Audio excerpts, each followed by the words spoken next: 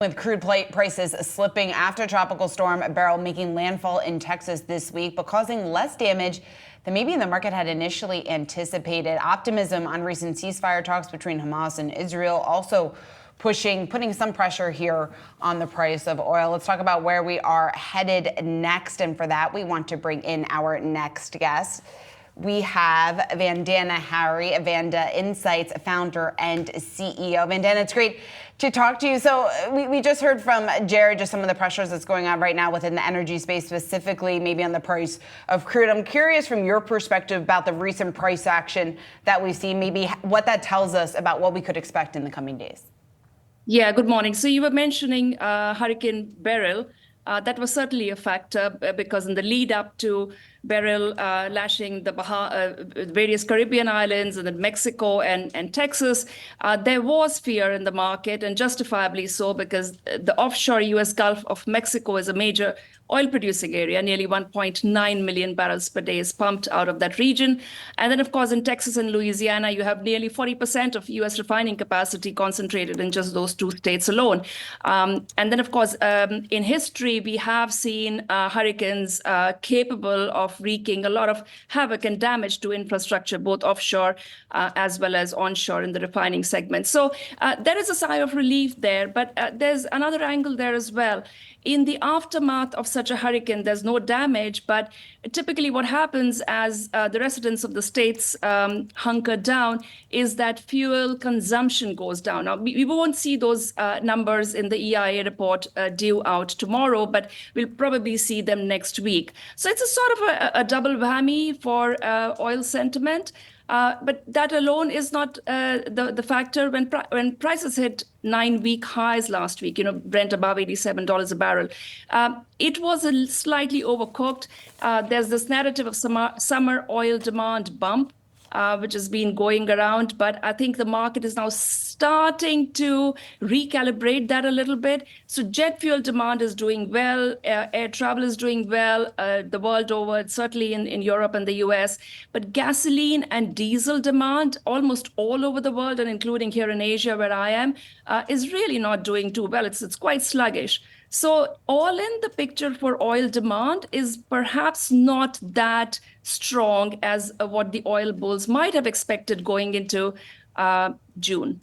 At what point do we see a full pivot in the narrative from the pump, as you mentioned, in the typical demand profile that was expected coming into the season, to a full-on slump?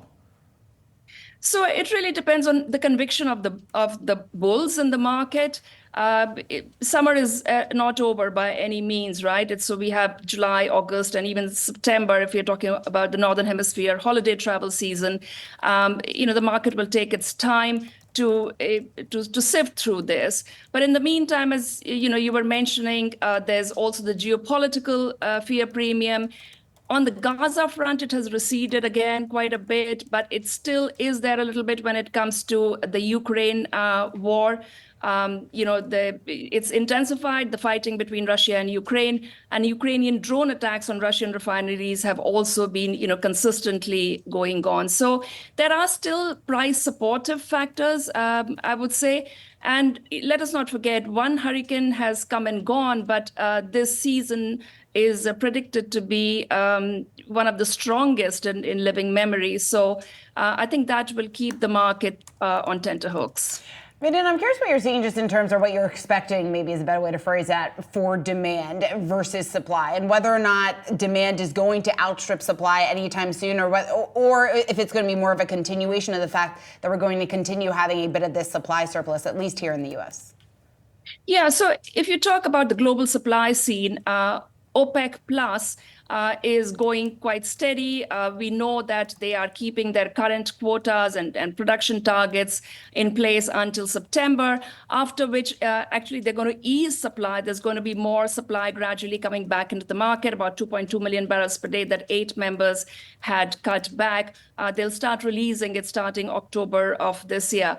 So when it comes to supply, really, it's the big picture is stability. I would say the only wrinkle and the wild card there is the hurricane season, because as I mentioned, 1.8 1.9 million barrels per day of oil production in the U.S. Gulf. And U.S. is now not just a major producer, but a major exporter of crude as well. That could cause periods of tightness.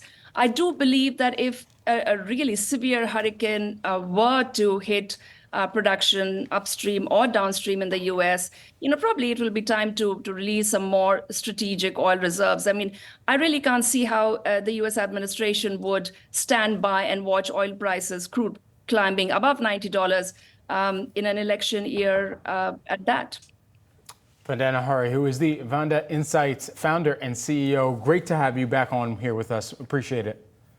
Thank you.